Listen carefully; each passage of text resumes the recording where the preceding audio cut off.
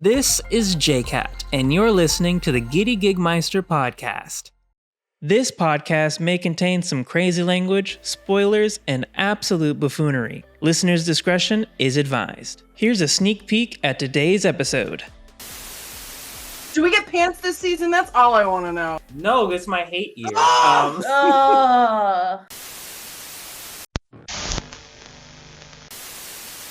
5, 4, 3, 2, 1. Get your giddy goggles on. You're listening in 4K HD, baby. Here come your hosts, the Giddy Gigmeisters. Hey! Hi! Howdy! And welcome to yet another episode of Season 2 of the Giddy Gigmeister podcast, where we are proudly providing languid life lessons, questionable quotables, and a plethora of performance tales, dutifully detailing turbulence and triumph in entertainment and everything. I am one of your hosts, JCAT, along with, who else up in my Zoom? I'm Cece. I'm Julia. That was such a joke. That was such a delay. You guys were like, who is he talking about? I know we were gonna fight it here? out. We were like, Who? Who's here? Did you invite? I didn't invite any of you. who's that in the background there? Here we go. Yeah, I was like, who is this? This is the JCAT podcast today? Okay. Yeah, this isn't my solo go ahead. debut podcast. Peace out. See you guys later. All right, bye. Bye-bye. Thank you guys for joining the solo JCAT podcast. This is the first official season of the spinoff of the official spinoff of the second season of the Giddy Gigmeister podcast. If you've kept up this far, you will know that I'm lying to you. I don't think I could solo a podcast at all. I would be Yes, you could. You just need to rambling. in the kitchen. Yeah, I need to be in the kitchen. Yes, Wow, how did you listeners, did you hear the definitely. misogyny in Julia's voice? Yeah, I have get to back in the kitchen, JCat. I That's have where to you get back into the belong. kitchen. Wow. Yeah, Wow. cook them Mhm. sandwiches. I'm hungry. I need Cece, can you do that in like a deeper voice? Like, I'm hungry. I'm hungry. Or since we're doing performing for kids today, we can say, I'm hungry. That's right, we are talking about I forgot about that. Why do you want to hear Cece's deep soldier voice? What's going on? Because I wanted to It's my clip favorite it. I wanted to clip it. You're evil. Hey, it's Cece, and you're listening to the Giddy Gigmeisters podcast. AKA my podcast. Shh, don't tell the others. All right, well, before we get into talking about performing for kids and all that yada, yada, yada, of course, we need to get into the fit check. Close. First one of the There's season. close. Let's go. Period. Close. Let's go. Let's go. Ready? Yep. Okay. All right. So Cece up first. Of course, you know, today I am rocking the cute little half up, half down do with my little pigtails. Okay. You look like you're about to do a Hairspray, Little Inez style. Okay, and then I'm giving you Gen Z today with my outfit where we got the giant oversized sweatshirt and the pajama What's pants. wrong with the country? What's wrong with the country? All right. So cool. I'm getting into my Comfy. Gen Z era right now. We don't wear regular clothes. We wear pajamas outside now, yo. What Okay. is wrong with y'all? I think COVID really divided us as a nation. Mhm. Yes, very At much the pajama so. point. It's 2025, JCat. We wear pajamas outside. Whatever. 2025 is already stacking up to be a horrible year already with this new Gen Z look. You guys, Gen Oh, Z has God. decided it's going to be a Polly Pocket summer this year. I am what? It is currently winter. It is currently the past. Where- and all the sweaters are gone. All of the sweaters are gone because all the Gen Zs have stolen all the sweaters. Old people out talking here about? shivering. All the guys, You're every right, I man, did steal one. every man who has a girlfriend or a spouse who likes to wear their sweaters is shivering cold at night every single Moment day. of 'cause silence. Moment of there's- silence for this chivalry. That is leaving a lot of gentlemen cold this It's season. not chivalry. It's called thievery. I was saying for the people who gave up their jackets, but if you want to be hateful, that's fine. I'm gonna be hateful. 2025, my hate year. He's in his hate era. My hate era. Your resolution is hate? Is that what I'm hearing? Hate everything, everyone, all the time. Hate. Well, speaking of hating, JCAT, tell us about your outfit. All right. Well, my clothes are non-sweater attire, non-Gen Z, because I hate Gen Z. Boo. I'm pulling off a very I've fought in the Great War era camo color. Like I was in the trenches with the mustard gas. Like here I am. Are you wearing Grandpa's long underwear? You will never know. Anyway, my fit checks today. So today we are serving up some exhausted theater teacher, and here's why. So I have my hair up in a little claw. I have a red tie-dye-esque cardigan. I'm wearing a shirt that I made from when we did theater camp in this specific year that I'm not allowed to say out loud. And it says I survived theater camp, and I made these shirts for the interns, and I actually haven't worn it, I don't think, since I bought it. So I'm really excited to be repping today. Oh, and jeans. And Minion Talk Season 2! Period. Let's go. It's giving that teacher from Victorious. All you're missing is a scarf. Yeah, and speaking of, performing and being a part of, theater experiences that have influenced children, we are talking about the hot button topic of performing for PG audiences that need parental guidance, of course. Please make sure to listen to our season 1 episode where we discussed ratings, forgetting the name of it. The name of it. Ayo, listen to our episode Ayo, Yes. when we talked about ratings and their origins and things like that, from music to movies to television. And now we're going to kind of take a little deep dive more specifically on, what it means to be a performer that's geared towards kids. Before we, excuse me, oh my goodness, I need to drink some water. Cheers. Cheers, everybody. Cheers. Giggity, giggity. Cheers. Hey. Cece, why aren't you drinking out of your latest Harkin cup that you got? Oh, because I just washed it and it's in the cupboard. And this is when I got lunch today. My God, if I don't get that cup back, oh my God. Fight me, Julia. I love instigating. You'll have to find me. I love first. instigating. You don't know where I live. You know what, Cece? If you don't give back the cup for the unspecified year that I'm not allowed to say, then you can just have that for Christmas. Period. Thank you. Yeah, the thing you stole from me. You think you stole from me? If you don't give it back, that's a gift to you. No, it'll be your only gift. To be honest, I didn't even know it was your cup. I thought you had bought the cups when we got there. So I would have totally given it back to you, but I literally didn't even realize. I thought you were like, here's your water cup. You're good. I went to chase you through the parking lot and you were already gone. You had evaporated. Oh. You had just they beamed you up, Scotty. I'm just that good. Yeah. Got friends on the other side. Oh, hold on now. The Princess and the Frog, which is a PG movie, I think. Was it PG? It's a circle. Well, I don't know. I personally didn't think that should have been a PG movie because it was kind of a little rompious. There was some dark imagery in it. What's her name? And she always be pushing her bosoms up. Oh yes. Tiana's friend, and she was flirting with everybody, throwing it back. Hey, don't blame her. It's the dress. It's the dress. Sure. No, but that movie has voodoo and stuff in it. I don't think we should be teaching kids about voodoo, but that's just my personal opinion. Scooby-Doo, it was okay. That's different.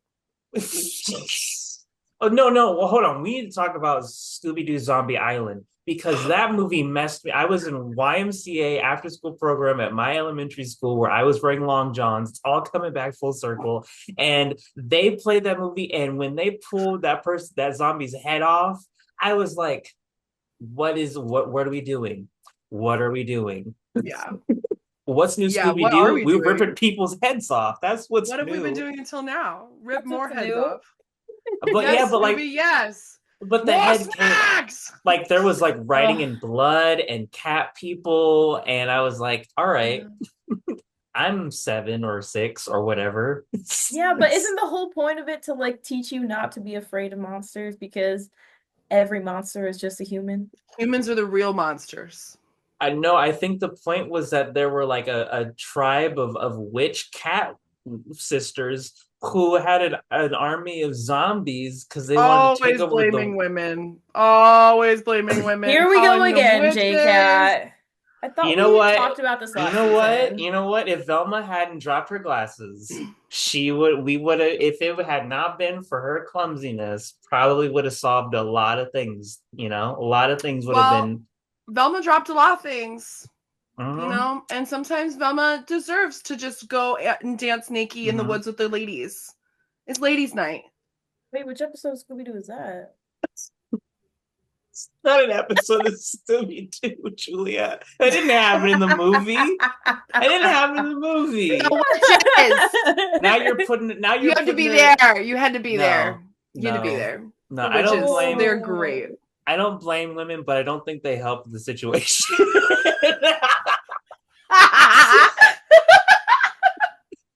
I don't think they were helping. But again, there's a lot, it's so much content, and I think advertisers and just movie studios and the theaters in general knew that kids were kind of cash cows. Like if kids could drag their parents to movies and plays, then they get that money, but they also get out of it something that could inspire them to then move forward in those business industries. Like countless actors and filmmakers and producers have been influenced by things that they saw when they were kids. And so we as performers have a really special, rare opportunity and responsibility to influence children. And I'm gonna turn it over to you guys because I feel like I've been talking way too much. But like, what are your guys' thoughts on performing for PG and like the kind of like our initial discussion? My first response is to say something like, oh man, we have to think about every single detail of how we teach kids and like research everything and make sure like your message is clear. But then I thought about the Nickelodeon documentary that just like talked about the beginning of the channel, not so much like no, this was different. It was about the birth of Nickelodeon. So it was about how like they decided, this is the early documentary that we liked. Not the the Giggity Gigmeisters or whatever. We can giggity his name out, okay? We can we don't give them the time. But but in the early days of Nickelodeon, they decided to make that channel as like a by kids for kids kind of vibe. So like they kind of just threw things at the wall until something stuck. You know what I mean? Like their shows were bizarre and bonkers and out of this world. And the 90s was just a different time. Honestly, thank you. Oh my god. Rocco's Modern Life, like I think was like one of those and Cat Dog. Yeah. But even Rugrats. Rugrats watching original episodes of Rugrats is wild. Yes. Like, there's so much neglect. Dude, part of the documentary talked about that. They're like, somebody had some idea. They came to the lady who was in charge and they're like, okay, I got this idea. We got some like ugly babies and like, I don't know. They don't know what's going on. And she's like, I love it. Do it. And then Rugrats was born and they're like, who made this show? They were in the board meeting. She had just like done like 16 lines, and she's like, "Hey." She was the one greenlighting a lot of these shows. Yeah, she like I think it's one woman in charge of a lot of it, and she. See. No. This is a pro woman stance. This is a pro woman stance. You are anti-women. You. I'm not anti-woman. I'm just saying, hey, she greenlit and gaslit girl boss. She didn't gaslight. The show did well. They just were like, who came up with this and who said yes? Just like, where does this come from? They gaslit the producers. They did. They like whoever was funding all of this business didn't think to ask questions until way late in the game, I don't think. Mhm. But no, that documentary is a lot of fun. But it came from a place of like, yes, like they're probably being careful about what they show to kids, but at the same time, they were just thinking, what are kids gonna enjoy from the perspective of a kid? What, like, life is curiosity, and they have questions and a lot of feelings, and they're exploring and learning things. And it's like, yes, we have to be careful about what we teach them, but at the same time, I've kind of got the public school approach. Like, they're gonna learn somehow. They're gonna learn somehow. The early television shows, they tackled like all. Like, I remember Hey Arnold. I remember the Shrine episode. Watching that live, I was like, "Oh, this is early stalker syndrome. We're up in here. This is so cool. What's going on? Why does everyone have football heads?" But like you're absolutely correct. The early '90s, late '90s, early 2000s was like the wild time for kids. But on the flip side, you also had Sesame Street growing in a really big popularity. You had the Wiggles, you had the Doodle Bops. You had a lot of these younger, like Playhouse Disney was kind of geared towards research and education. PBS Kids was a lot of research. Noggin, if you remember that, with Lazy Town and things like that. So yeah, PBS too. PBS, all PBS those kids. Dude, Lazy Town went hard. 10 out of 10. Gotta cook by the book. You gotta cook by the book. You gotta do the cooking by the book.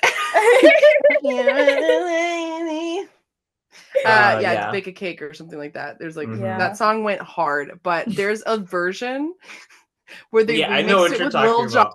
I know what you're talking about. I listened to it. Please send me this. I want to see this. I think everybody just turn up right now, and I'm just gonna put the audio over it. I listened to it. Throw it back, JCAT. Throw it back. Wait, the fact that it works so well together is upsetting. But no, you're absolutely correct. There's just so much. Cece, I think you were about to say. I forgot what you were about to say something. Oh, I just said Zaboomafoo was my favorite PBS Kids TV show. Oh my god! It's so good. In 3 different forms. He was real, he was animated, and he was claymation. Yep. Dude, what else can you ask for? And a puppet.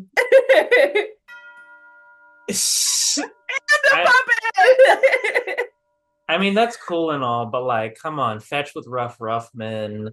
I mean, we were Cyber Chase. Come on now, Cyber Chase. Come on now. I hate math, but Cyber Chase. Oh, the math one. Okay. Yeah, with Gilbert Godfrey as Gilbert Godfrey, and he played Doc Brown. Oh no, I know his name. Lloyd? Yes, Christopher Lloyd was Hacker and things like that. So like, those kind of shows. But all of those had voice actors. They had, live actors playing, interacting with puppets and things like that. And and I'm sure we can all describe and maybe even mimic the kid voice that a lot of actors on television would use, like Blue's Clues. That his voice is ingrained. Steve's voice is ingrained in my brain because he talked so like. It wasn't eloquent. It was just very like soft, because you know your audience, things like that. So, but in my brain, do you guys think in those '90s shows, do you think that they had to go through a lot of training to shift their voice and their tone and their timbre to be, I don't want to say like appropriate for kids, but to like interact on a kid's level? Do you think? What do you guys think? I feel like since they did have to do a lot of testing to see what would resonate with kids best, I'm sure they did voice testing to see what kids resonated with most, because, like the deeper tone voice might be a little scary for kids, whereas like a lighter tone voice, they'll... Sorry, it's like, I'm hungry. Right? I'm hungry. I'm hungry. Oh my So goodness. I feel like with them doing all kinds of testing to see what resonated with the kids the best, I'm sure they did some kind of voice testing. Because I mean, they do that with characters now still to see what kind of voice fits the character the best. Mhm. Like, yeah, I think the audition process has to be like for even auditioning for like say Broadway or like a show like Hadestown or something. I'm sure that they're looking for something specific, but if you audition for like Right. a kid show, I feel like that's even more rigorous. And like Yeah. that's mhm. Yeah, I feel like so my thought when you asked that question, my brain was actually thinking along the lines of like, okay, well, television really became more mainstream around like 50s, 60s. And I don't know if they had like acting schools for, anything. There wasn't like kids television until I don't know when. We should do some research Mhm. on that. But my thought process actually jumps to, well, I feel like Disney Channel started like its own form of acting, like sitcom acting. Mhm. Sitcom acting is like we kind of like played that up, I feel like for kids. Like we heightened that. Where it's almost like on borderline melodrama sometimes, because sitcoms are a Mhm. little over the top. Um Yeah, Boy and I Meets think World definitely hit yeah. that. But if you think about like not all those shows, they didn't all talk like Disney actors. You know what I mean? They didn't all talk with the Mhm. like the super high energy and the super like, changing of the pitch every like few words or just like and what my brain thinks is that my theory is that with the rise of like ADHD and attention spans being worse and worse and worse with like I think television and movies and their editing kind of contributes to that. And like now we have phones where things are constantly moving, changing. I think honestly, if you can't get people's attention, you might not keep it. So like nowadays, I almost see it as like if your voice isn't going to hold a child's attention, will they hire you? Mhm. But at the same time, do we want to raise a generation of kids that talks like that? Because if we all ended up talking, I That's mean, I'm not gonna say we don't. I definitely have a mhm. tinge of Valley Girl to me that I don't know where it came from, but I'd love to blame Disney because I watched a ton of it. Mhm. And I think probably a good chunk of our generation did take some things away from that. Like So, yeah. Like and the I kind of Disney feel actors. I couldn't really I don't think I can pinpoint the exact kind of like style, but I could definitely like remember from like Roly Poly Oly and like Caillou, Caillou.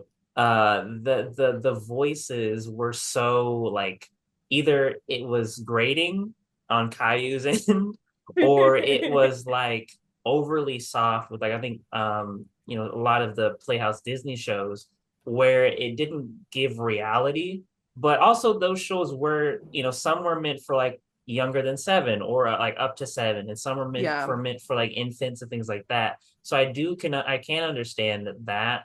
But you bring up an interesting point of like kind of I'm a little scared of a lot of our jargon and lingo that is like spurring from TikTok and like how our vernacular is changing. The next 10 years, what's to say that we won't have like TikTok language and dances just being integrated into like, Sesame Street or something. I'm sure it's already happened. But, They just call like it if brain rot. Like, and yeah, that Yeah. is the perfect word. I think that is the perfect word for what is hmm happening, at least with the TikTok realm, because you're right. That language didn't come to be via like Disney or like hmm television or movies. That came to be specifically from meme culture and the internet. yes. Yeah. And it's in a lot of what kids are experiencing. And I remember just earlier this year, earlier this whenever this time frame is, Earlier in uh this timeline, earlier in this timeline, maybe an alternate we're in the timeline, multiverse. multiverse. But I was at a school at an event, and there were like a group of young girls who were walking by, and they were like, "Oh my gosh, just Tiffany is such slay. He actually has no wrist," and I was like, I was cringing for them. I was like, "Ew." No, they didn't. And then one girl was like, "She's so bougie," and I looked over.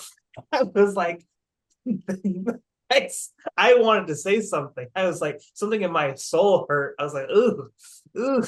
Yeah, this is literally my younger sibling is 15 hmm and she is very much in this Gen Z realm Saturated, and soaked in the juices. her boyfriend can't stop saying skibbity toilet and I have no idea what it means and he won't tell us what it means and I'm just like and then he'll say like skibbity toilet Riz and I'm like What?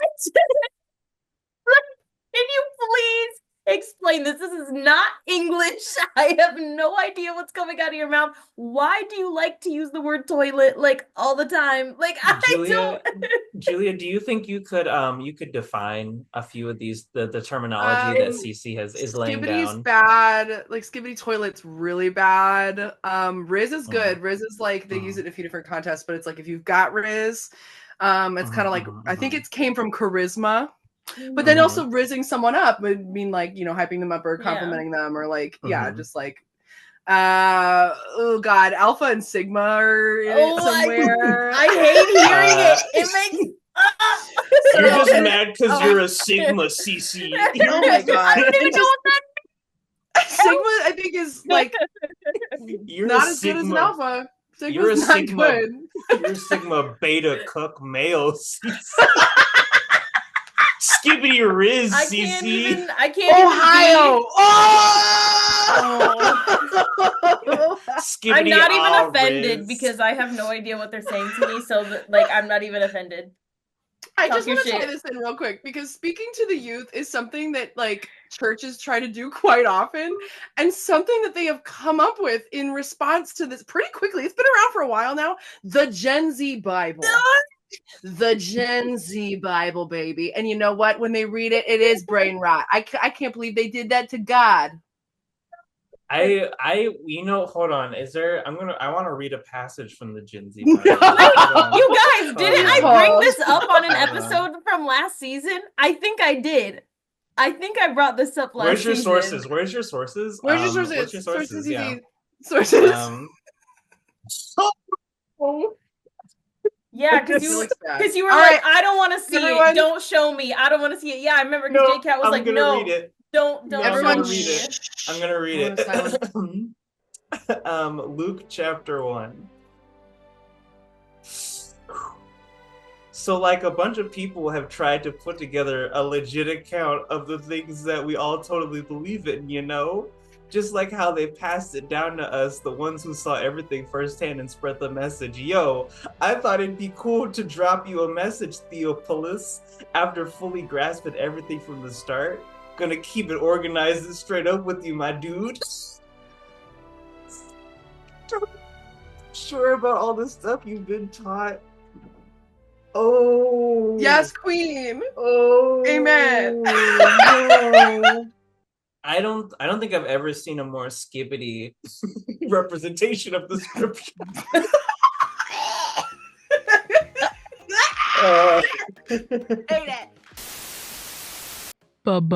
Bit of the week.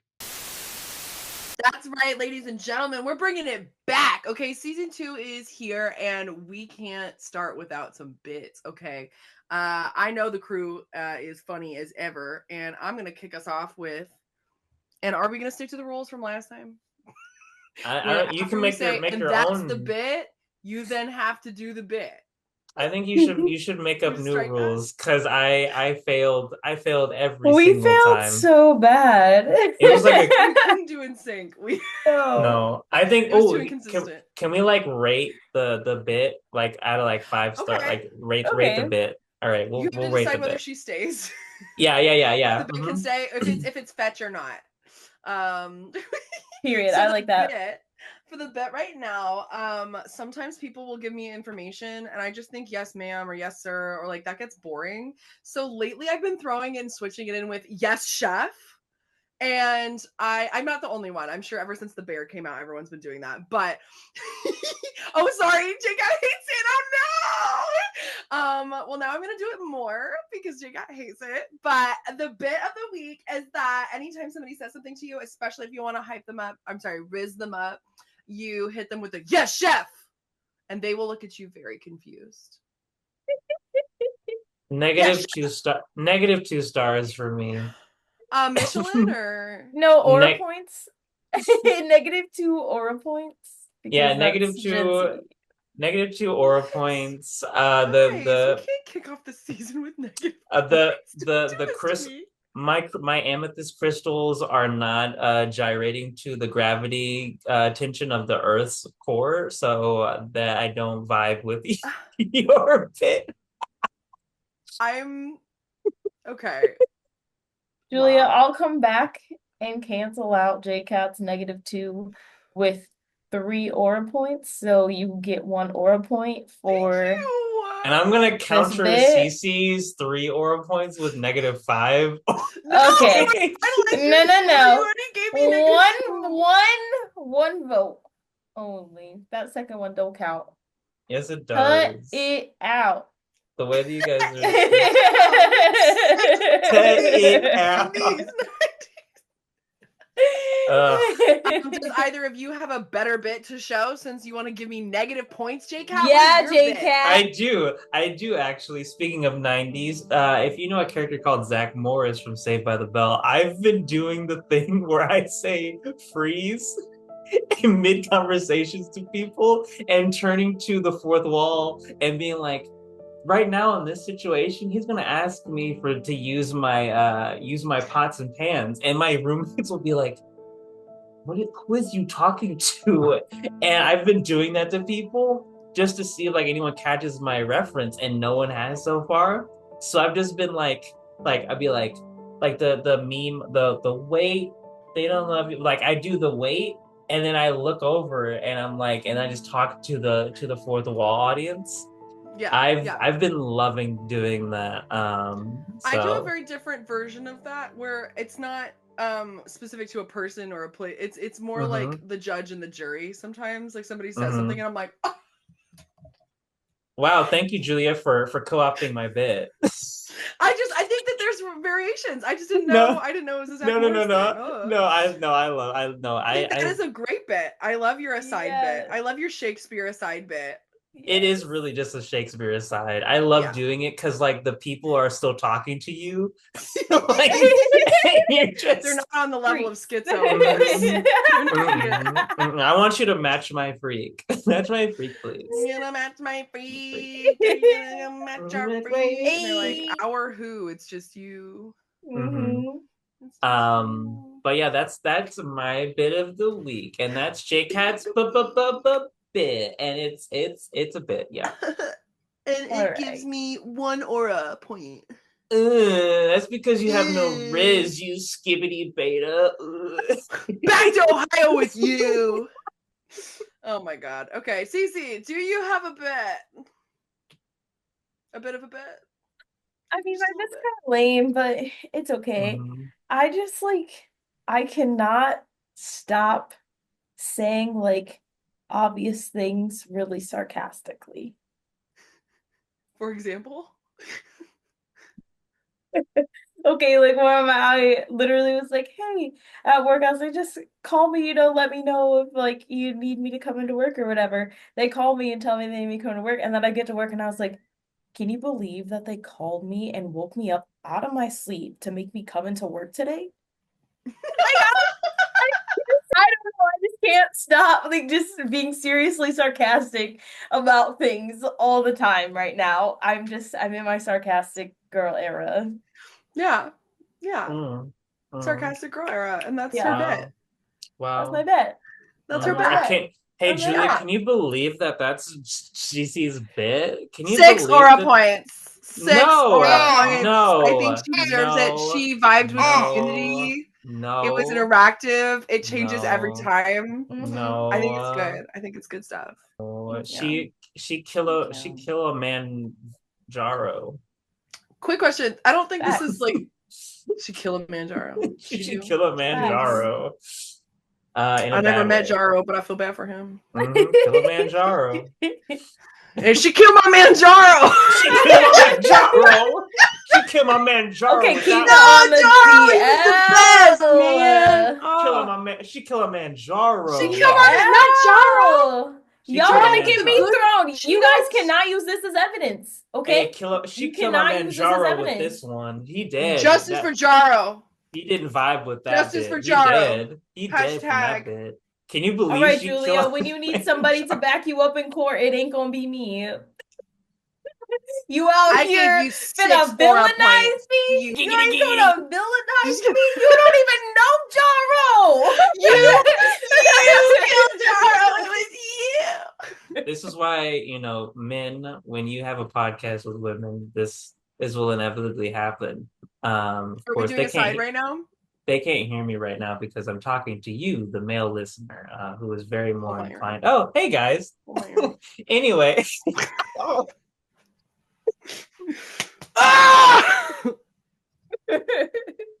Anyway. Anyway. that Okay, well, was- since JCAT didn't count my first bit, so I kind of want to like. This isn't really a bit. I feel like everyone knows this. you But get a do you guys ever redemption talk in bit. third person? Do you guys ever talk like okay? Oh. Specifically, recently, I messed something up really bad, and then like I was around a group of people, and I'm someone who very much likes to admit their faults in front of people, so they know I know I'm flawed. I know I'm flawed and I'm working on it. And so I messed something up and it was just so bad. It was beyond repair. So I started speaking in the third person. Julia didn't know what she was doing. Julia tripped up. Julia messed this up, blah, blah, blah, blah. And I feel like some people get weirded out by it. They're like, It's a little, you, right? Like you, little, Julia? yeah, Like, little yeah. narcissistic. Just a little bit of narcissism. No, but I talk shit about myself. I'm like, can you believe her? Yeah, but you're still talking about yourself, so a little self-absorbed. Cece, don't you agree? Yeah, I feel I like should this is kind of like, Yeah. why is it always about you, Julia? Yeah, why is it always about Julia? Like Like- she wanted to get her redemption bit in. Like what? But it's not about you. Like this Yeah. podcast is about all of It us. literally says me in the Yeah. outline that it's my segment. So what are you talking about? Didn't you write the outline? Oh. Someone's got to. Oh. Oh, didn't you Yeah. schedule the meeting? Uh, Didn't you text the group chat and make sure everyone showed up? Julia, we hate you so much. I think we need to go to Costco real quick. Cut to commercial. Cut to commercial. I'm renegotiating terms now before we finish the rest of this season. Hey, did you miss us? Because we're back with more giddiness on the Giddy Gigmeister podcast. This next segment is for them kids or them kids. As in, like, is it for them or do we just hate them? Thanks, Julia. You're welcome. I have pulled up 15 movies that are currently or were PG, rated PG at the time of their release, and definitely at this time and age should not be considered PG or for people with parental guidance, which I think we talked about. It was like 12 and under is PG. I think PG-13 is 13 and up. So this would have been for kids. You could bring the whole family basically to these movies. Number one is Jaws from 1975, the horror movie where a shark kills a child and murders several people and kills people and destroys boats. And I'd like to buzz in. Yes. I'd like to buzz in and say that this movie was for the kids. It is to teach them about the safety of oceans. Good answer. Thank you. Thank you. It was it kicked off the summer blockbuster movie concept. It made tons of money and it traumatized millions.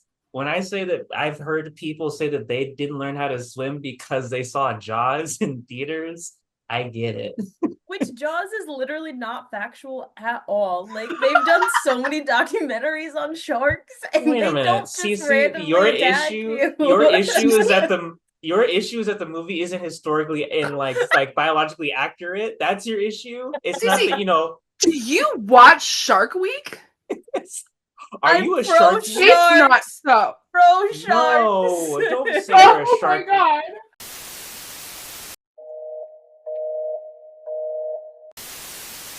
So I think we can all agree that that was regrettable.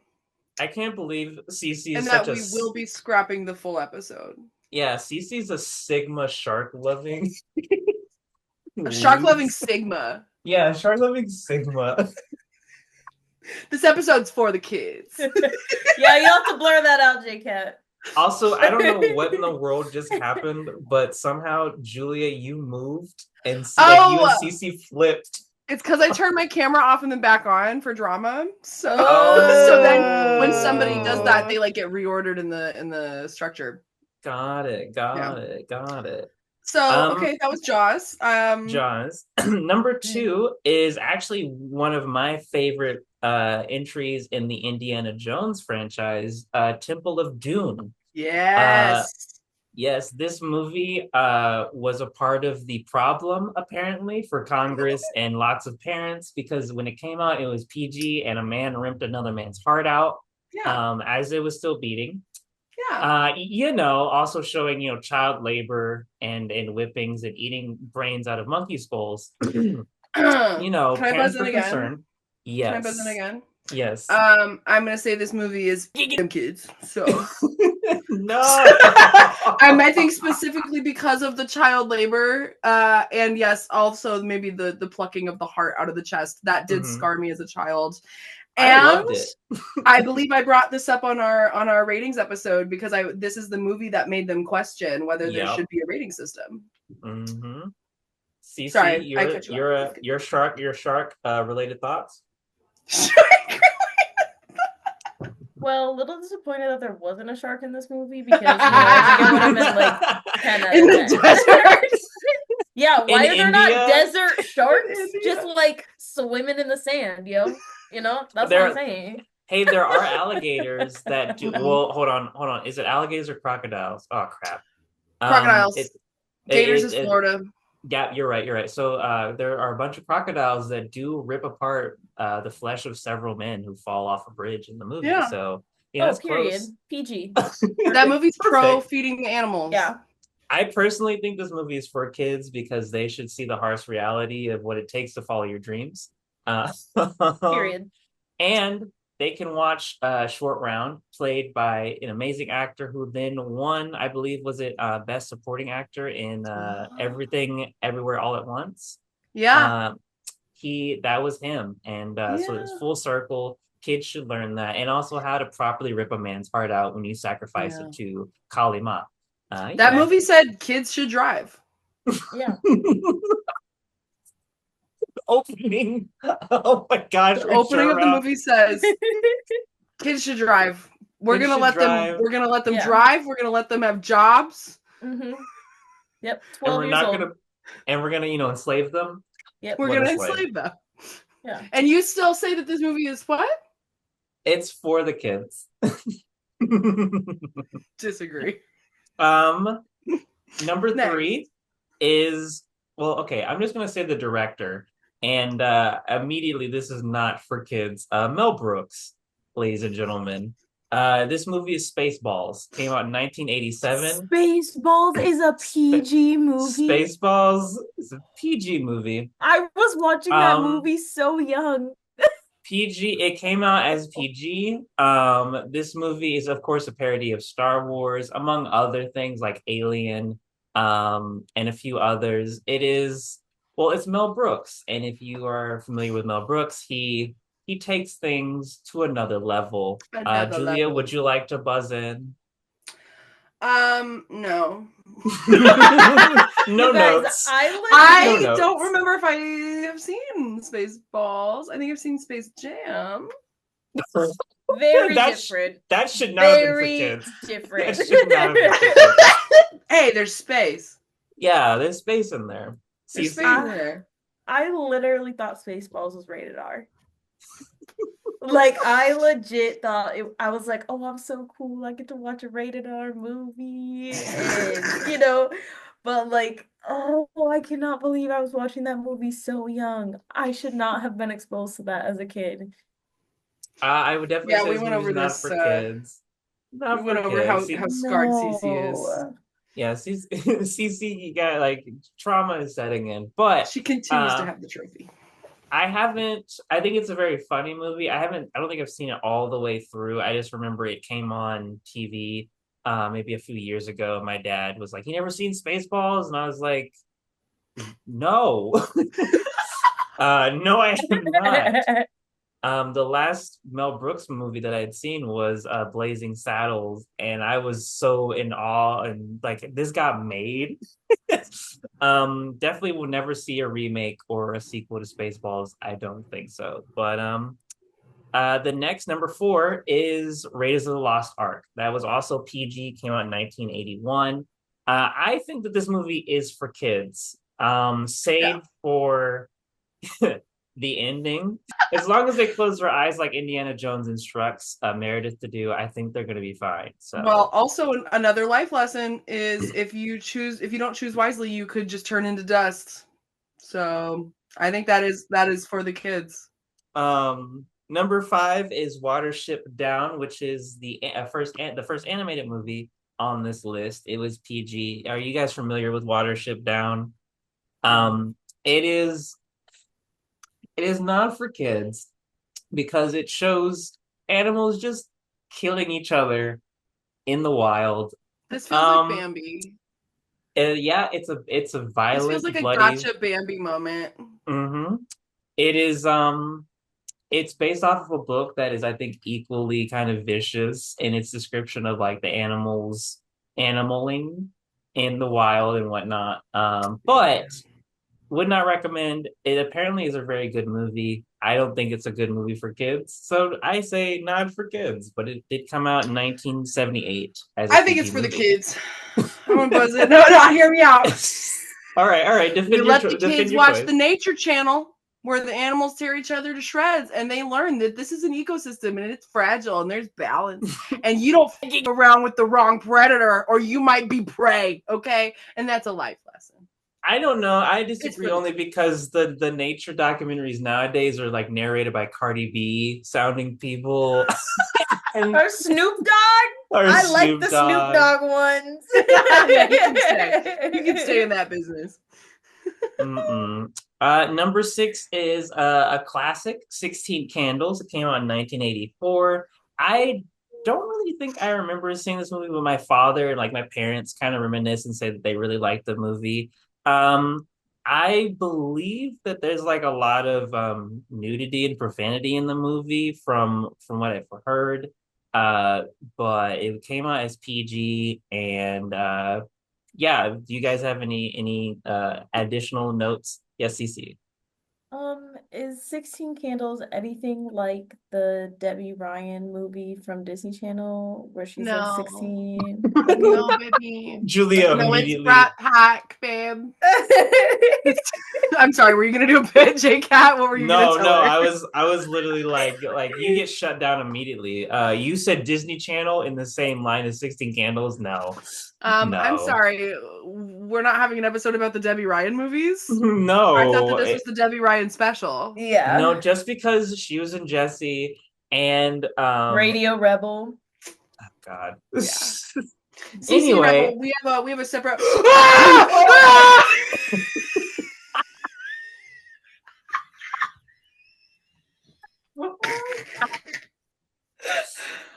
anyway, continue. You'll have to watch the visual version on YouTube in order to understand what just happened.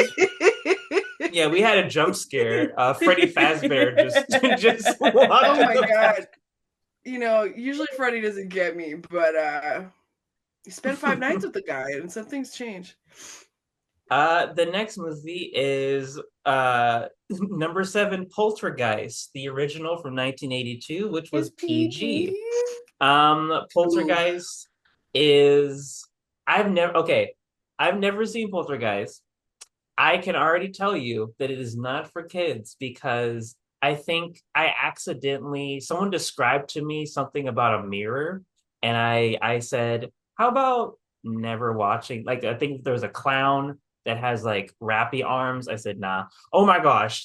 I looked up and I saw the background and I got scared. You guys, where is the ghost? Okay, you're freaking me out. You're freaking me out.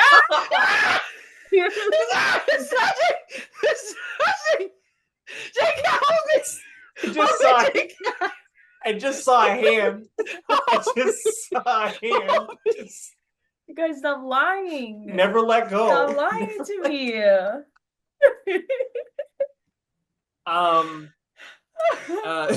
Poltergeist should not be for kids.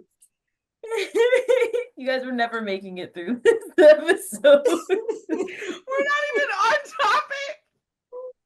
Poltergeist is not for kids. It's a horror movie. It's considered one of the Hallmark horror movies, not the Hallmark Channel horror movies. That although that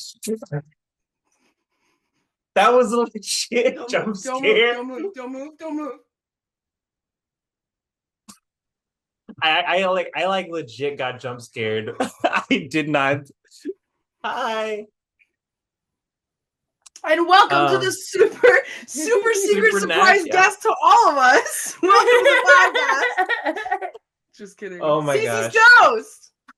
Yay, Cece's Cece's ghost. Cece's ghost. Definitely not for kids. Cece's ghost. No. Also, Poltergeist, not for kids. I would say Not that for movie kids. does, in fact, say them kids because I have to say it with aggression, otherwise it's bad.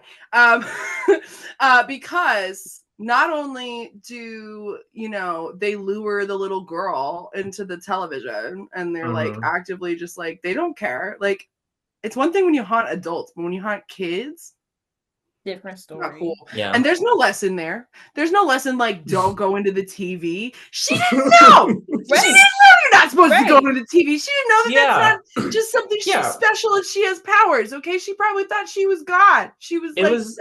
Yeah. It was 1982. They didn't know nothing about going into the cyberspace or going into sewers to get red balloons.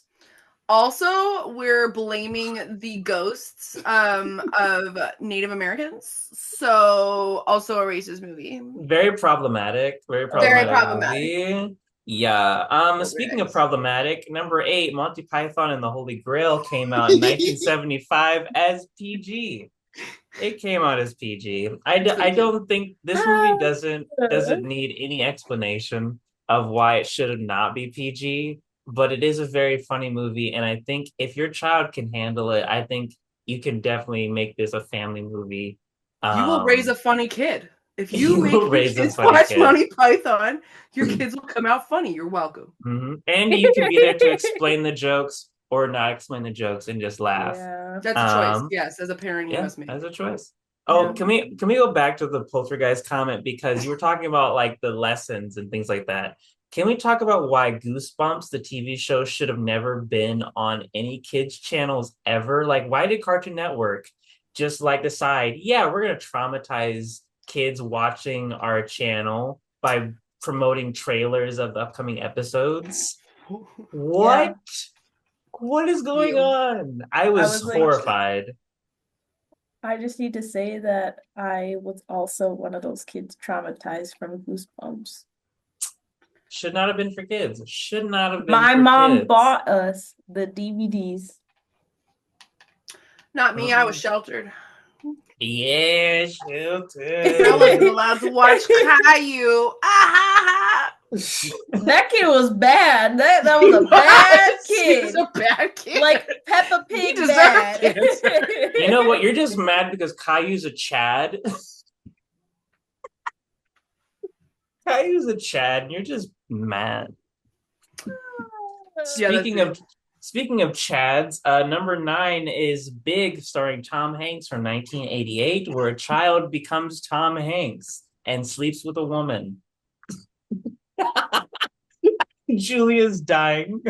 I never seen that movie. It's for the kids. Bad. It's not. No, this movie's for the kids because the whole premise is a kid gets to grow up and be an adult, but it's just really a kid in an adult's body. Really is creepy. That like 13 going on 30? Yeah. And Tom Hanks. She said, "Wow, wow." You're right. 13 going on 30 is basically the same thing. Yeah, but it's a banger. I agree. I like that one, and it's probably PG-13, but rightfully so. Yeah. Mm-hmm. Speaking of bangers, number 10, the 1988 movie Beetlejuice. Came out as PG, of course, directed by Tim Burton. Its sequel has recently come out in the history, one of our timelines. It came out in 2024, one of the timelines. And it's also a very popular musical. So all the Dead Moms fanatics out there, here's your moment to shine. I remember it being played at a lot of like after school, like waiting for parents to get picked up. They would put Beetlejuice on, and that movie freaked me out. I couldn't watch it because like the first opening like thing is like the parents die, and like kids are You got kids are Bambi waiting, again. yeah, kids Damn are it. waiting. Kids are waiting for their parents to pick them up, and they're watching a movie about two parents dying. That's Yeah. every Disney movie though. Like they say that Disney hates parents. They do, Tarzan, 'cause- they die. Mhm. Frozen, they die. All of the other ones, they die. It builds character, Julia. Kids Well, can't. both my parents Yeah. are alive, so I guess I don't got no character. Yeah, kids can't relate to other kids if they're not also orphans. That just Yeah. makes sense. Yeah, that's what. Speaking of kids and orphans and kissing women, it's Back to the Future at number 11, 1985. It came out as a PG movie. I think this is appropriate. I don't know why It's it's for the on this kids. list. I think this is for the kids. Every person should watch it, even if Marty McFly has to seduce his mother to get her to fall in love with his dad. You know, the underwear scene confused me very much. A lot of scenes in this movie confused me very much, but I love this movie. I love this series. The Back to the Future Part 2 is my personal favorite. But what do you guys think? I've been gushing about this movie. No, you're enough. good. Back to the Future has been regarded as one of the most well-written scripts and movies ever made. It's up there. Agreed. But also that movie taught me that our grandparents were dirty. Grandparents were dirty, and Libyans will show up at mall parking lots and try to kill you if you have a time machine. No one talks about Yeah, this. don't have a time machine. You're an automatic target. Actually, that's the other thing I learned from that movie. Don't have a time machine. But for the kids, Cece, you look like you're upset because that was your favorite part of the movie, was the beginning with Doc The Brown. Libyans. Her favorite part of the movie is the Libyans. Libyans. You heard it here first, folks. Yeah. The next movie, okay, this is weird because technically this movie came out as I forget how the ratings changed, but they say that Monty Python's Life of Brian is on this list even though it is technically rated R. There's a lot of, I don't know if you're familiar with that movie. I haven't really watched it at all. I just know a few clips and things like that. But it's an improvised, a lot of it's improvised, it's considered a very funny movie, but it's not appropriate for kids, of course, Monty Python.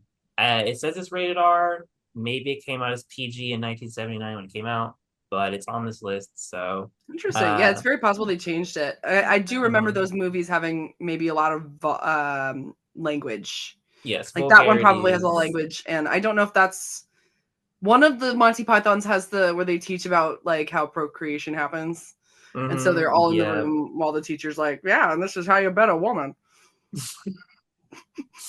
Yes, Monty notes. Python. Take notes, Take notes, everyone. Number 13. I have seen this movie. I don't think it's for kids, but I think if your kid is mature enough, you can definitely watch this. Airplane, the parody movie from 1980. Very funny movie. I don't know how this was PG. Because there's nudity. There's one of my favorites were the girl sipping her coffee. Just like, I like my coffee. I like men. That whole scene, I was dying. I could not imagine, like, who let this fly. Get it, fly. But my two favorite jokes in Airplane are that the sports guy that's an pilot is like, "No, that's not me, and then the other one is the granny that talks jive. Oh, I forgot about that because they have the subtitles. They subtitle it, yeah. Oh and my she gosh. talks jive. She speaks jive. It's a great great movie. if you can tell, I think it's at that point where like it came before Scary Movie, so it really like knew how to harness the social zeitgeist of the time, and everyone really commits to the bit. Yeah. So I really love that movie. I don't think it's probably not for kids, but it might slide. It's for the kids when they're old. Yeah, They don't get a lot of it. Like a lot of those jokes are like adult oh concepts. Even if like no. they can watch it, it's not harmful, but like they'll get it when they're older and they'll be like, "Oh, I thought it was funny Mhm. because he spilled the water or whatever," you know. But Number 14 is Howard the Duck, which was a project by George Lucas. It is a Marvel property, but it came out in 1986. It is PG.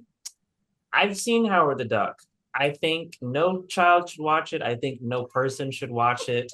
I think it's a horrible movie. There is bare duck breasts in this movie. Me and my dad were watching it, and I think Howard flies through an apartment, and there's just like a female duck sitting in the bathtub, and she just has like actual duck breasts, and she's in a bubble bath, and he flies through, and then the camera just sits there, and I looked at my dad, I was like, "What movie are we watching?" He's like, "I don't remember this scene." So it was just very like unnecessary, jarring. Also, there's like a human woman who wants to sleep with the anthropomorphic duck person. It's Bestiality? it's Disney owns it now, so maybe it yeah, is for no, this kids. movie's a problem. This movie said kids. Not a recommended movie, but it's there. It exists. And Next. number 15 is, of course, Top Gun. Came out in 1986. It came out as PG. Personally, I understand why they did it. However, I think they also corrupted a lot of young men's minds.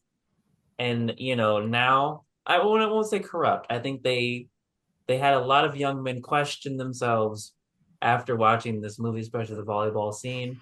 We all know a lot of just half naked men hugging and high fiving, Let's just say and, Top and Gun changed America. Top Gun changed America, Yeah. and made Tom Cruise a sex symbol and a question symbol.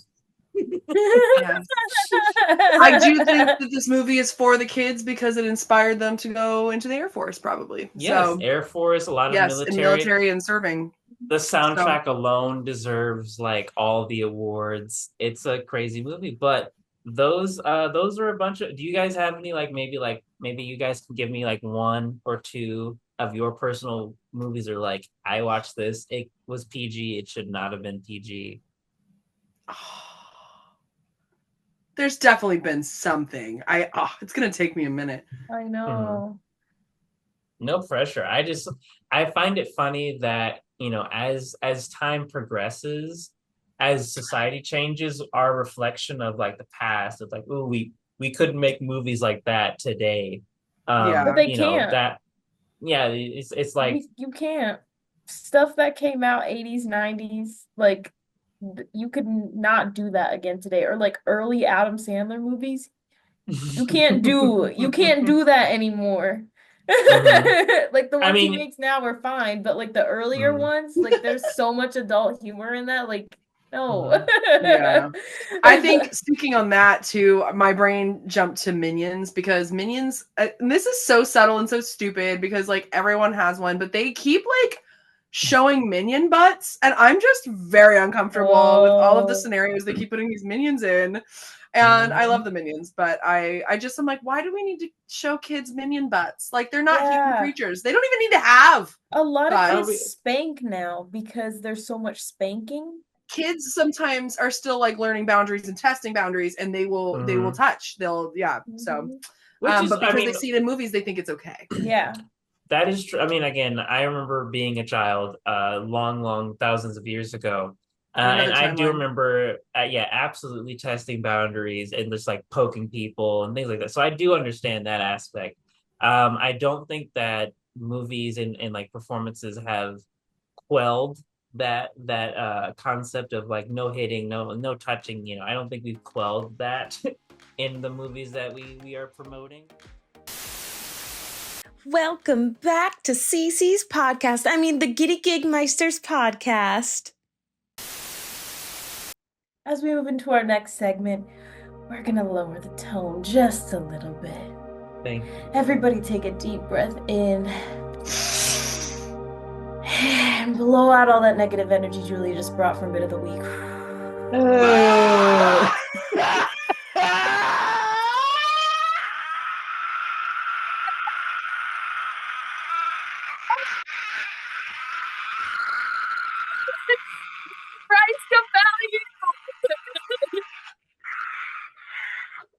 Okay, I'm out of breath. I'm out of breath. I was exhaling. Oops. All right. So everybody feels witness, so good. it's not just us. We all know Julie is a demon. Okay, moving on. All right. Possessed. Hello and welcome to Dancing with Kids, brought to you by Elf. This holiday season, get you some lip gloss. It's sticky and it smells good. It'll make your lips nice and plump. You're really selling it. Look at that. Oh, it feels so great on my mouth. So sticky. Really? And this one is also for the kids. Cruelty-free and safe. I don't like that. I don't like that at all. I don't know what you're doing with those kids with that lip gloss, but you better stop. You better stop. Oh, Cece? You are not for them kids. Cece's not for the kids. I'm sorry. You're right. Cece's not for the kids, but Sierra is. She has two personalities. Oh no, you did the Julia bit thing where you talked in the third person. I didn't give myself a separate nickname. I just called myself by my name. Let's differentiate. You guys, season 2 has brought you Sierra Dean, my government name. Because I forgot to change what's your it. social again? So, hey, what's your maiden name? It is. Well, my maiden name is not the same as my mother's maiden name, so I don't know which one you want. But shoot. You know what I do want? I want to learn more about dancing with kids. What all right. Let's get I think she's stalling. I don't think that there's a bet. She started doing an ad placement. Yeah, that's it. I just came out here to let y'all know that I'm cool as and that's it. So you know, that's it. Shoot, shorty, shoot, speak your truth. Speak your truth. All right. Moving on. Let's get into it. Dancing with kids. So as you know, your girl Cece, she's a dancer up in the Okay, so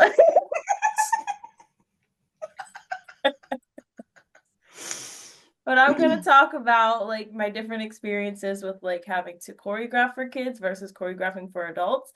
It's very different because the things that are acceptable in the adult culture with dance is different than the kid culture. Although you would be surprised a lot of the things that like kids are allowed to do that isn't like you would see some of the moves that they would do that like a grown woman would be doing and you're like, why are they doing that as a kid? But then I also think a part of it is us just like over sexualizing children, which is not okay and should not be accepted. Like they are a child, like that needs to be completely separated for all you pedos out there. Like fix your shit. So yeah, protect them kids. Get your shit. I have to play. You heard it. You heard it here. You heard it here, folks. If any pedophiles walk into this podcast, they will be shot on site. On site. Thank you. The views, the murder. Okay. The tangent came out. It was not planned. It just kind of happened because then I started thinking about it, and I was like, "Damn, wait, protect them kids." There was a lot of things I was doing as a kid because as a kid, I was, watching like Sierra music videos and I was dry humping on walls as I was in elementary school, and that's inappropriate. I should not have been doing that. Like, why was I exposed to stuff like that as a kid? You speaking true, but which also, is why, yes. also Stomp the Yard, Step Up. Like, come on, those movies were so cool. Sorry, Yes. I just wanted to touch that in. But yes, you were correct. Sorry. Yes, I agree. So kind of moving back into it. So there was this event that I would choreograph for every year when I was coaching high school dance team. We had pom clinic. So we would have a bunch of kids come in from elementary and middle schools, and we would teach them a dance that they would perform with us at halftime at either a football game or a basketball game. Oh. And typically we would pick something cute, like I'd pick a cute little song. Usually it was Megan Trainor because back then Megan Trainor was for Yeah. kids. I mean, she did have like, some lyrics, that would have to be cut out or whatever, but it was she was very mainstream kids artist. So, And like pretty positive too. yeah, Like a she had a fun Mhm. good beat and a good message. message. Like Self-love. the I Can't Stop Dancing from the Peanut movie. Like we did that Yeah. song one year and it was really fun. And typically when I would do stuff like that is like it's with kids who don't really have a lot of dance experience. So we do something that's pretty easy, repetitive, but also gets them excited. When you're a kid, what kind of things did you want to do? Like jumping around, throwing your hands out, spinning, things like that, that they already know how to do. It's just kind of like putting it in rhythm. Like we did the wave. It was so cool. It was so much fun. They absolutely loved it. And then we would throw in like cheer stunts and things like that. And we let them come up with their own ideas on dance moves that they would want to do. So giving them that ability to express themselves as well, not only like teaching them dance and giving them the experience of learning a dance and being able to hold on to that information, but then also giving them the creative exploration to show what they want to express. Right. So it was a really, really fun experience. And doing stuff like that, like I said, you got to cut out words that isn't necessarily appropriate. You can't do things like shake your booty or whatnot, or Oh, roll your hips around. Like we're not doing stuff like that because that is seen as a more sexual like dance move. So, you got to keep it pretty clean, pretty simple, just kind of moving your arms and legs around, jumping, stuff like that. So, I was gonna um, ask, do you ever find yourself like, in the same predicament where you looked back and you're like, oh, that choreo was probably a little old for me when I was younger. Do you ever mhm. find yourself choreographing for younger and being like, oh, actually, you know what? Let's change that one, guys. That one was not, you start to see like, okay, everyone follow me, and then they do it, and you're like, no, never mind, no, it was a joke. Don't do that one. Oh, How common do you think that happens? Or are you pretty good about it? Like, have you worked with kids enough that it's pretty easy to you now? I feel like for me personally, it's pretty easy for me now just because of like how much I have done it. It kind of comes naturally to me that I'm very self-aware of what I'm doing with my body to know that if I'm doing it and I feel some type of way when I'm doing it, there's no way I'm going to teach it to a kid, you know? Yeah. So, mhm. but then also one thing that I've learned too is that how easy should the dancing be depending on the level of dancer as Oh. well is something that I have come into conflict with as choreographing for kids. Mm, Something that I think is incredibly easy might not be incredibly easy for a new dancer. So that's coming fair. in with stuff that's even easier than what I think is easy is like a very basic, straightforward, easy one, two, it's Mhm. it's something that is probably boring for you as a choreographer, but it's something that's so fundamental for the kids. They have to start out with the basics because the Yeah. basics is where all the fundamentals are in order for them to move on and to gain that knowledge to become Yeah. a better dancer. Yeah, it's So, like the 5, 6, 7, 8, except some of them don't know to count that high. So yeah. you just like so you have to like change a lot of your strategies and like how you were saying, you have to like switch things. I think as performers, we always have to like there's a secondary like there's a switch that we have to do where we're like, okay, this is me talking to someone who is my peer, who is on my level, who is like like dance level we're here. And then suddenly, if you talk to a professor, who's maybe above your level and you're trying to get something from them, you switch gears. But when you are like talking to a kid who may not be as versed in your knowledge and like what you're trying to explain, you have to then, switch gears again to be like, okay, here's how I need to talk to you and explain this dance to you. So I definitely agree and understand. I remember talking to one of my dance teachers in high school. She was telling us about when she did a production, like a kid's version of Chicago, and how she had First of all, they did I just it. don't think Chicago should be junior. That's it. Sorry. They somehow did it. She was explaining how they made all these changes and they got special permissions and things. But she was saying, like, choreography wise, she could not, like, she had to come up with all new for everything because a lot of the promiscuous things and the all, like, they cut certain songs, so she couldn't like have repeats of certain things. So like definitely can be challenging choreographing and working with kids, even in shows where there's like a kid actor and the show is mature. Like say it's Hairspray and you actually get a young girl to play Little Inez and not like someone who's older who's just a little bit who fits the size. But if you get a kid actor, there's certain union things that you have to do with kids, and certain things that you can't do or say around actors, dressing rooms and things like that. There's different provisions. Entirely. I mean, even the hours that you're allowed to rehearse or operate change based on if you have children involved.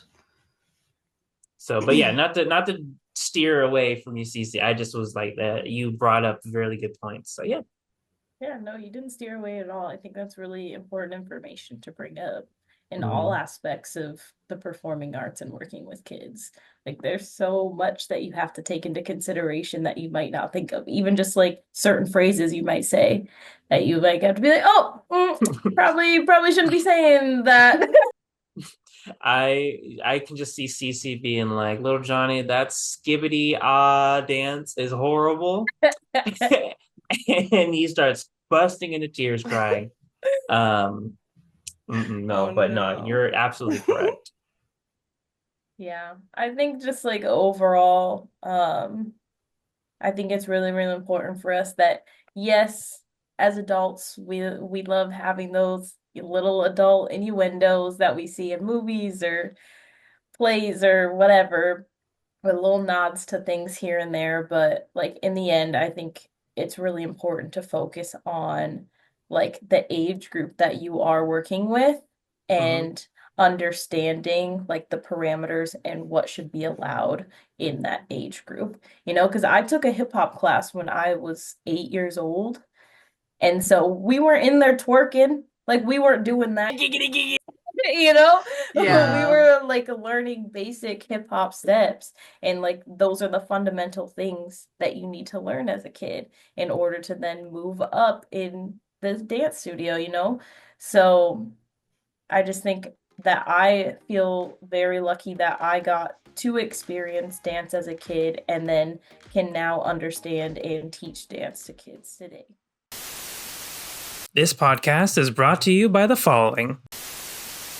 Welcome to a new segment that we're bringing, I believe, on season 2. I don't think we did this in season 1. Season 2, we're bringing elevator pitches. Ding, ding, ding, ding, ding, ding, ding. I don't even know what we're going to do for that. But in this episode of Elevator Pitch, we are going to specify, we're going to pitch rated R movies that we think could be edited down or changed for children.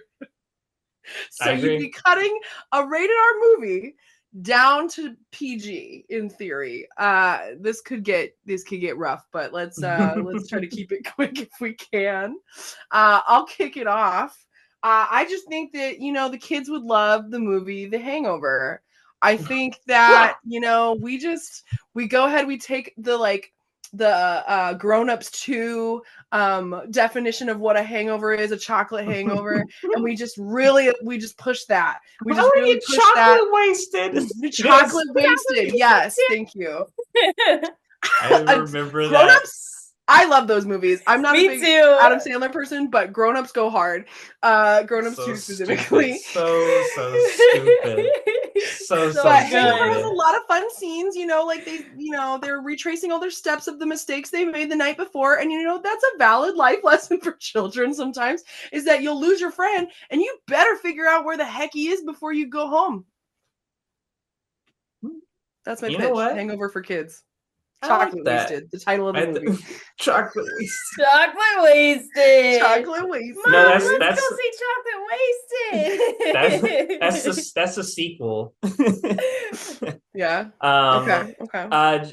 Yeah. And do you have what's your second movie? Me and Cece Second one, will. do you want to? I was gonna say. Oh, okay. Yeah, we could me and do that. Cece will rate both of your pitches on which one we like the most. I chose the two probably most crazy movies I could think of, because the other movie I thought of was At Zola, which, if you haven't seen it, it's based on a Twitter thread drama that was real and crazy. And basically this chick who was an escort said yes to a night out escorting at a specific party or somewhere, and this chick that she trusted after knowing her for a day took her on this trip, and like crazy crap went down. Like there was a crazy boyfriend that came and tried to kill them. There were like pimps involved. There was like Johns that were violent. Like there was a lot going on, and that movie is crazy. So if you just were to like simplify it down, boil Yeah. down all the like sex work and the strip clubs and the drugs and the pimps, and just really bring that down to a PG level, I think there's a lesson in there somewhere. Julia, you took that movie, you put it in a pot, and you turned it up and let it reduce into a thick sauce. Yeah. And that sauce needed. Oh no! No, the first camera. That sauce needed Okay, let's go salt. quick. We can finish the episode Alright, before quick, it dies. quick, We can do quick. this. Okay, do your movies. Episode needed salt. I think your best one was The Hangover. Me, Yeah, personally. I agree. Hangover. Yeah. Thank you. All right, my movies. The movie Seven. If you haven't seen it, it's a. If you know, you know. Okay, take the movie Seven, but put it in a daycare, and the kids are the detectives, and they're going around, and like different sections of the daycare have been like this the seven deadly sins are represented by like different things that are going on in the daycare, and then at the end, the what's in the box is like their prize for like. It's a treasure chest. It's a treasure chest.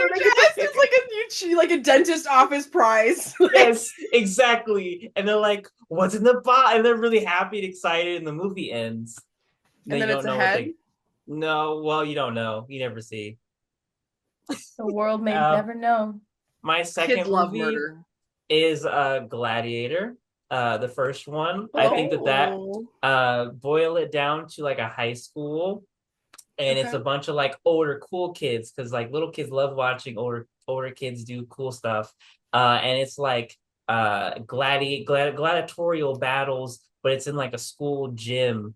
And they're all wearing the foam protection, so they're fine. And like they get to cheer, like little kids get to cheer on the older kids as they fight through gladiatorial style battles to get extra points on their test for the finals. Nice.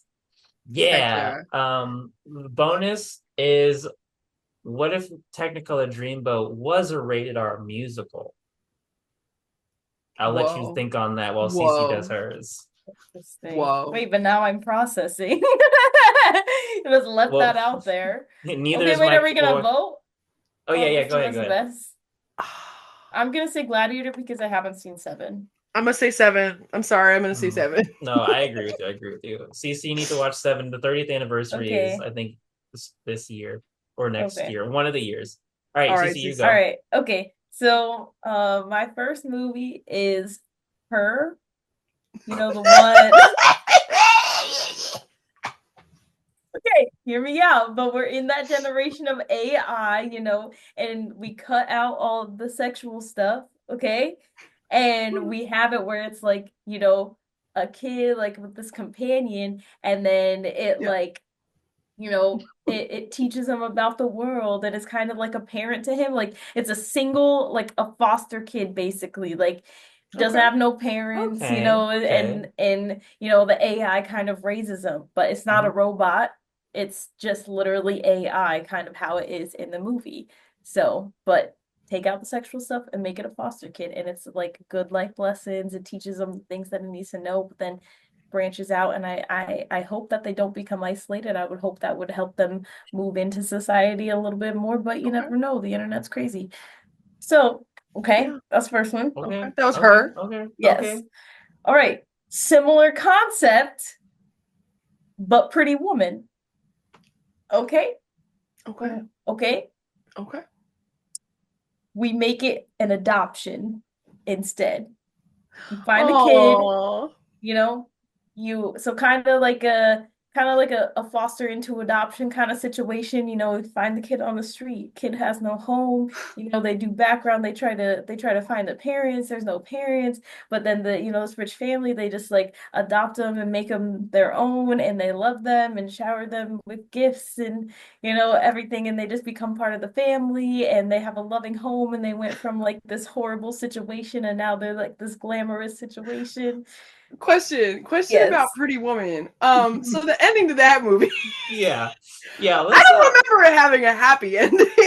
Yeah. I remember her being like, "Yeah, I told you," and then he like throws money at her, and it's like everyone hates their life. The end. Okay, well, we're gonna change that. So everybody loves their life. In this edition, does that mean the kid goes, "You can't adopt me"? And then the parents are like, "Yeah, you're right," and they dump him off somewhere in the desert. Yeah, Cece. I think that's the perfect ending. Yeah, Cece. You cooked. Okay, well, I think I like the her. The her one is an intriguing prospect. ChatGPT raises a kid. Cool. Yeah. I just can't. That kid's gonna have a weird thing for his iPad. I can't. He is. He is. I have to go with the second option. I have to go with Pretty Child or whatever the heck this movie is. Pretty Woman, Pretty Girl. Pretty Girl. Yeah, well, thank you guys for your elevator pitches. Tune in next time where we talk about how we're going to turn American Psycho into a comedy for kids.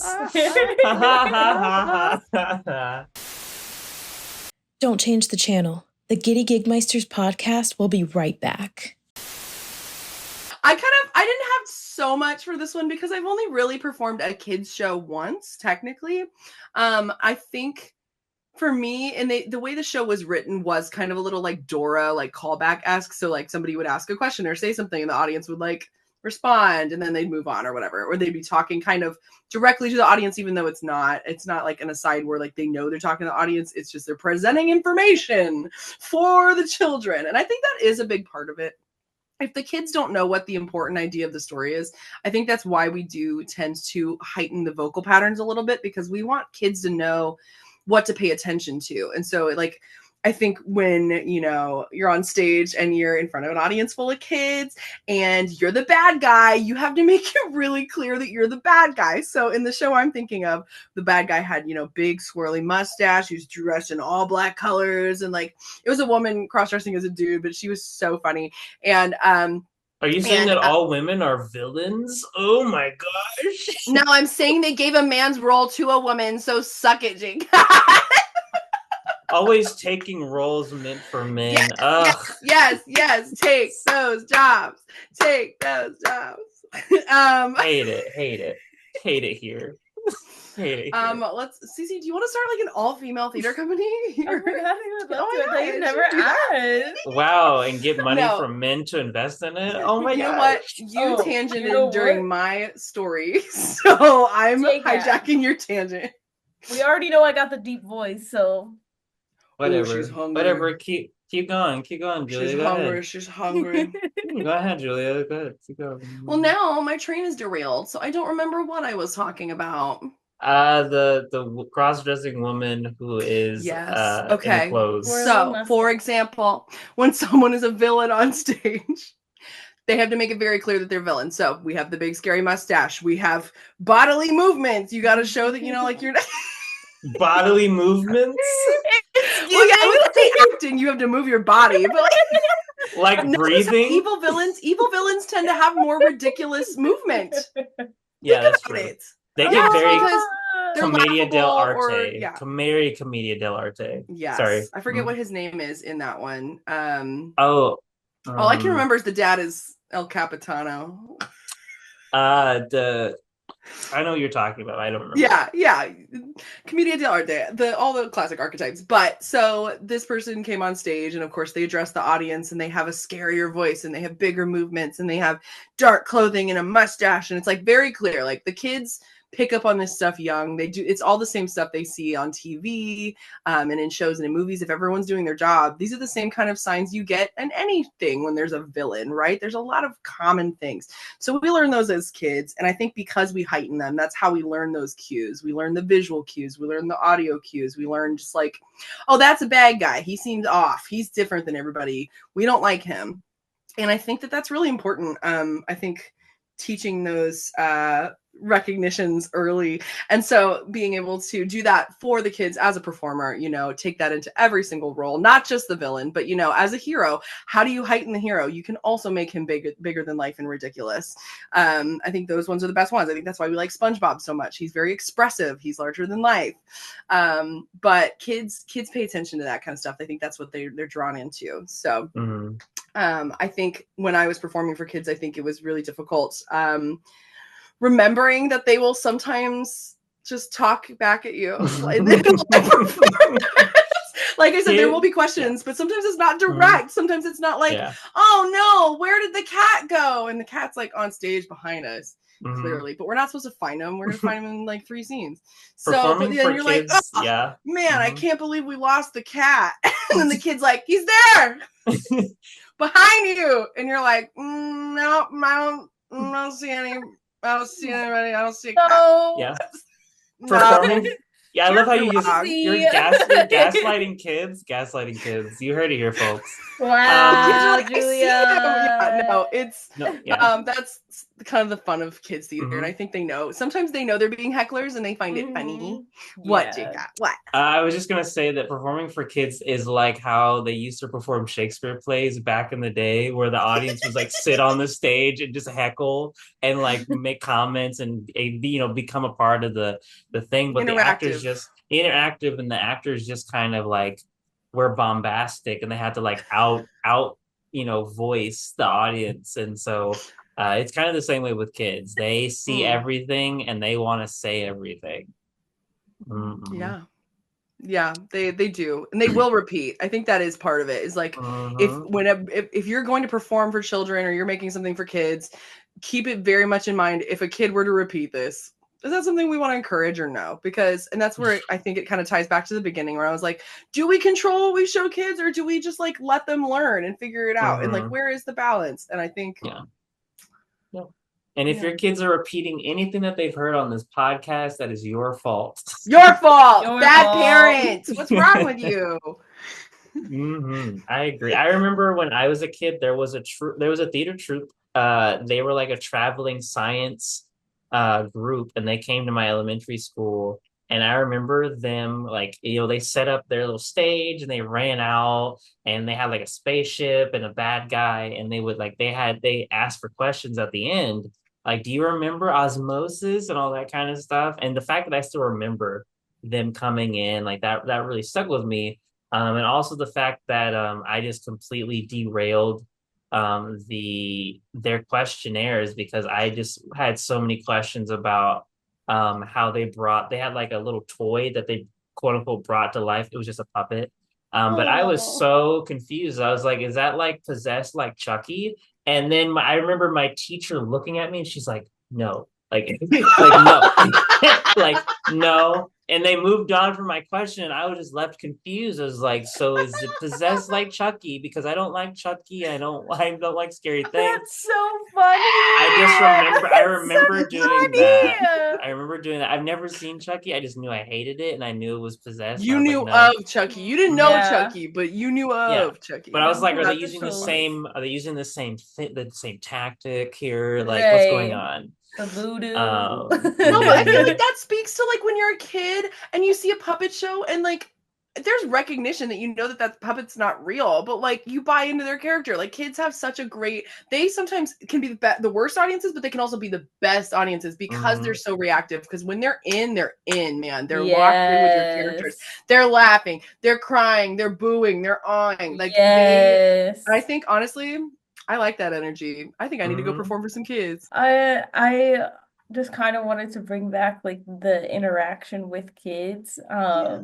Because like when I did an interactive kids show called The Alphabet Experience, and so we had skits for every letter of the alphabet, which was really cool. And so the audience would get to pick which letter, so they would like scream out which letter they wanted to do, and then we would do each skit based on whatever the audience picked. So every show was different. The outcome of every show was different. Like, and so it was really, really exciting because then we would have people come back multiple times to come see the show because they knew it was going to be different.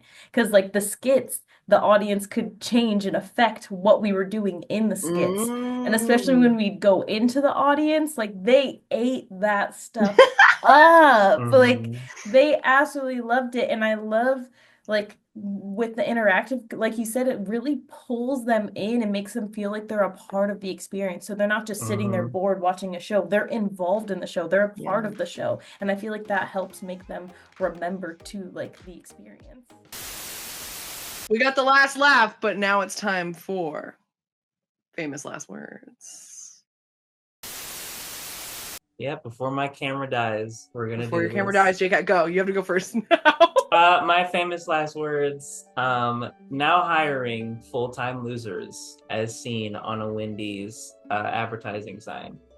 That was kind of similar to mine. Go ahead, Cece. Go ahead. But mine was literally just gonna be, "You're a loser, baby." What? If you know, you know. If you die tomorrow and this is what they remember you by, if you know, your famous you know. last words are that you're a loser. Yep. We have said worse things, Julia. No, you. We've said worse things. I have never said anything terrible in my whole life. I am a saint. Damn it. I love when she gaslights us when she's about to say her famous last words. Okay.